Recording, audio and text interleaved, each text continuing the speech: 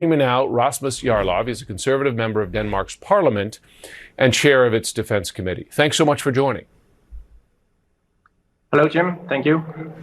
So first, I'd like your reaction to seeing Denmark, a NATO treaty ally, looking across the Atlantic at the U.S. and seeing a potential threat. We participated in all the major U.S.-led wars in Korea, in the Gulf, and many other places in Afghanistan, Iraq, and so on.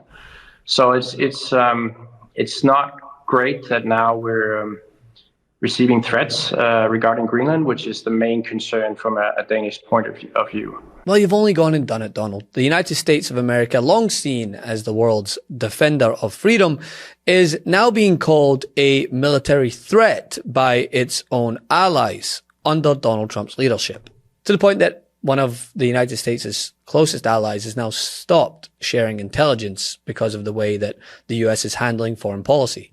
And it's questionable at best. One of our biggest allies, the United Kingdom, recently stopped sharing intelligence with us in the Caribbean because they question whether this is legal or not. We've been asking for more briefings from the right people. We have not received them, but the information that you just shared with me is the public information. I don't have much more beyond that. Well, and the French government has said it's a violation of international law and the law of the sea. That's what our allies are saying about those strikes that are happening there. Now let's talk about this. The US's closest allies, countries that have fought wars side by side, traded secrets, shared intelligence with since World War II, are now openly questioning whether the United States is the threat, not the protector. Earlier this week, the Danish Defense Intelligence Service, Denmark's top spy agency, dropped a bombshell. In its annual security report, they didn't just list Russia and China as threats. They said the United States itself is now seen as using its military and economic power in ways that create security concerns for other nations, most notably including US allies. We have some news right now. Denmark officially says the United States is a national security risk, the first ally of the United States to classify us as a national security risk to them. This report was released by the Danish Intelligence Service and said that the world's great powers are, quote, increasingly prioritizing their own interests and use force to achieve their goals. And the report, for the first time, named the United States as because of, quote, uncertainty about the role of the United States as a guarantor of European security. The United States uses economic power, including in the form of threats of high tariffs, to enforce its will and no longer excludes the use of military force even against allies. And now the United States is officially classified as a security threat to Denmark. Remember, there's been the whole back and forth over Greenland and Greenland's future. No one's really talking about that anymore. But this is a pretty significant development. Think about that for a second, right? Denmark, whose national security has long relied on NATO and the United States, said that the US might actually be part of the problem. Now, don't get it twisted. This is a direct result of the Trump administration's aggressive foreign policy narrative, from trade sanctions to military buildup to threatening to annex Greenland. And now allies increasingly view the United States not just as disruptive, but unstable. At least on paper, the U.S. and Denmark remain treaty allies. They're both members of NATO. But now you have Denmark looking to the U.S. as a potential threat. Can those two things be true at the same time? Or is the reality that that alliance doesn't truly exist anymore? No, let's not take it that far. I mean, we have NATO, and we have not heard the Americans not wanting to be part of NATO or not wanting to honor the NATO oath. So let's not take it as far as saying that we don't have NATO anymore and we're not allies. We are allies. We are in NATO together, and we have sworn an oath to fight for each other if that should be necessary. We already did it in Afghanistan when the United States invoked the NATO Article 5 as the only country in NATO's history. So we already went there and fought for the Americans. And the Americans definitely fought for us in the Second World War. So I think we owe each other some gratitude. I think we owe the Americans more gratitude than the other way around. And we understand that. We also understand that Americans are tired of paying too much money to protect Europe. That's fair enough.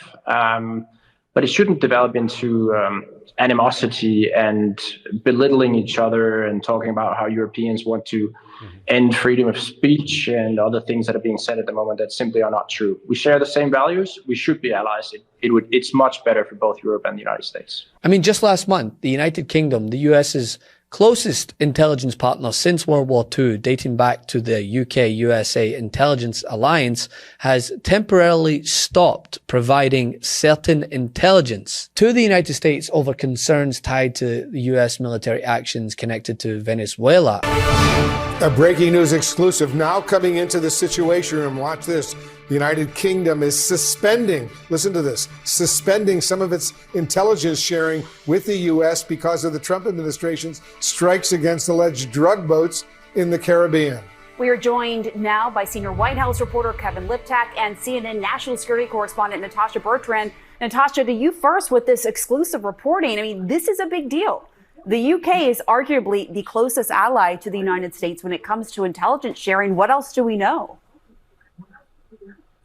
Yeah, Pam, it's a really significant rupture here. Essentially, what we're learning is that the UK is no longer sharing intelligence with the US about these suspected drug trafficking vessels in the Caribbean because it does not want to be complicit in the US military's strikes on these drug vessels and believes fundamentally that the US military's use of force against these vessels violates international law, according to multiple sources that we spoke to. Now, previously, the UK had been happy to help the United States locate and interdict vessels that were transiting the Caribbean that appeared to be trafficking drugs. But the key difference, of course, is that it was helping the Coast Guard intercept those vessels, arrest those on board, seize the drugs, and allowing these individuals to have some semblance of due process. But now the U.S., of course, has started striking these boats unilaterally with military force, killing everyone on board. The total now for number of people killed is around 76. And we're told that the UK is deeply uncomfortable with that, and they believe that it is pretty blatantly illegal. I mean, let's break that one down. For decades, the US and UK have shared intelligence on, everything from nuclear programs to terrorism to cyber threats. Both countries are considered the backbone of what's called the Five Eyes Alliance, the most intimate intelligence sharing arrangement on planet Earth. But recently, Britain reportedly paused sharing intelligence regarding the suspected drug trafficking vessels in the Caribbean because, well, they didn't want to be complicit in the US military strikes on these boats. I mean, these are strikes executed without clear international law justification and while British officials believe could be illegal. And they're not alone. I mean, even Republicans are saying that these attacks could be illegal and actually could be war crimes. And this is regarding the military campaign in and around Venezuela's waters, claiming to combat drug trafficking and pressuring Venezuelan President Nicolas Maduro, a strategy that includes strikes on vessels and increased U.S. naval presence. We all seen this video recently. But the attacks have been deemed so dodgy, as we say in Scotland, that it's merited bipartisan scrutiny and calls for investigations into possible war crimes.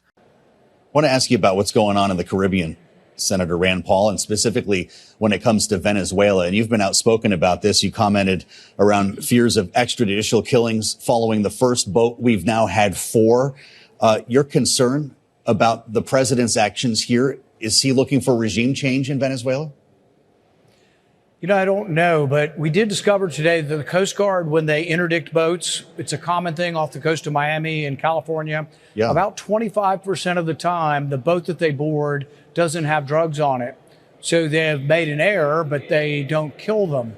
But we've blown up 4 boats now, and if the percentages hold true, did one of those 4 boats not have drug dealers on it? If they all had drug dealers on it, the first 11 they killed, what were their names? What was the evidence linking them to being part of a gang? So I think there's a lot of unknowns here. And I don't think you can have a universal Coast Guard policy of just blowing up boats before they're interdicted. There's, decades-long history of how we board boats. We say, halt, stop, we will board your boat. Mm-hmm. If they don't halt and stop, there's an escalation of use of force. But we don't just blow ships up. So those operations have raised serious legal and diplomatic questions for allies like the UK, France, and the Netherlands. So much so that, Well, the UK is limiting what intelligence they share, worried it might end up being used to support strikes that could violate international norms. But let's be clear, disagreements among allies over strategy, these things are not new. But intelligence sharing isn't just data, it's trust, right? It's saying, hey, here's our most sensitive stuff. We believe that you'll use it in the right way. I mean, cutting that off, even partially, is a significant decision. And it shows the rupture here, right? Denmark's report didn't just mention the United States. It explicitly pointed to the way that the US employs its economic and military power as a source of uncertainty in global security. And now Britain as well, effectively saying we need to think twice before helping you play judge, jury, and executioner in international waters. It's all indicative of an administration that's out of control. So what happens next when allies start to hesitate before sharing intelligence? Well, it doesn't just impact how the US fights cartels. It affects how the United States as a whole detect and respond to terrorist threats, counter cyber attacks and espionage, which is ironic, right? Because all of it means that the United States, for all the strength that Trump projects, is actually weaker under his leadership. Because diplomacy and defense aren't just about military might. They are also about relationships. And here's the uncomfortable truth. For the first time in generations, the United States isn't just disagreed with on the global stage. It's being classified as a potential security threat by allies. That's not leadership through strength. That is a major cause for concern. Want to stay plugged in? Become a subscriber to our Substack at MeidasPlus.com. You'll get daily recaps from Ron Filipkowski, ad-free episodes of our podcast, and more exclusive content only available at MeidasPlus.com.